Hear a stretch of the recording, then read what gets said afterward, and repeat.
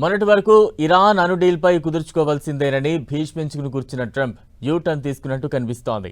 అమెరికాలో ఆయుధ నిల్వలు తరిగిపోతుండడం, మధ్యంతర ఎన్నికలకు రంగం సిద్ధం కావడం, ఇరాన్ డీల్పై ఇంకా అనిశ్చితి నెలకొని ఉండటంతో ట్రంప్ తన పంత నుంచి వెనక్కు తగ్గినట్లు సమాచారం.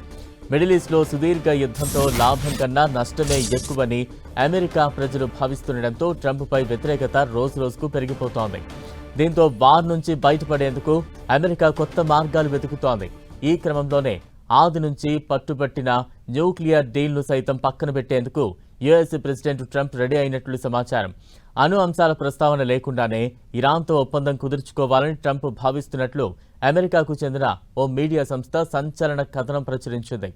ఎలాంటి కండిషన్స్ లేకుండా హర్మూజ్ జలసంధిని పూర్తిగా అందుబాటులోకి తెస్తే ఇరాన్తో ఒప్పందం కుదుర్చుకుందామని ట్రంప్ ప్రైవేటుగా తన సన్నిహిత వర్గాల దగ్గర చెప్పినట్టుగా తెలుస్తోంది. అణు డీల్ లేకుండానే వార్ ముగించేందుకు తాను సిద్ధంగా ఉన్నానని ట్రంప్ చెప్పినట్లు సమాచారం. శాంతి ఒప్పందం విషయంలో ఇటీవల ఇరాన్తో అమెరికా జరిగిన చర్చలు ఫలించలేదు.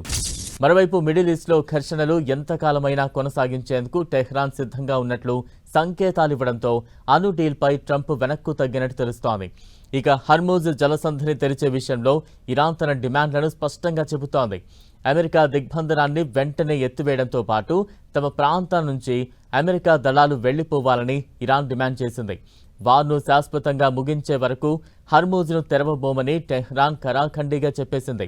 దీంతో ఇరాన్, అమెరికా మధ్య చర్చలకు బ్రేక్ పడింది. మరోవైపు యుఎస్లో ఈ ఏడాది నవంబర్లో మధ్యంతర ఎన్నికలు జరగనున్నాయి. హర్మూజ్ టెన్షన్స్తో క్రూడ్ ధరలు దిగిరావడం లేదు.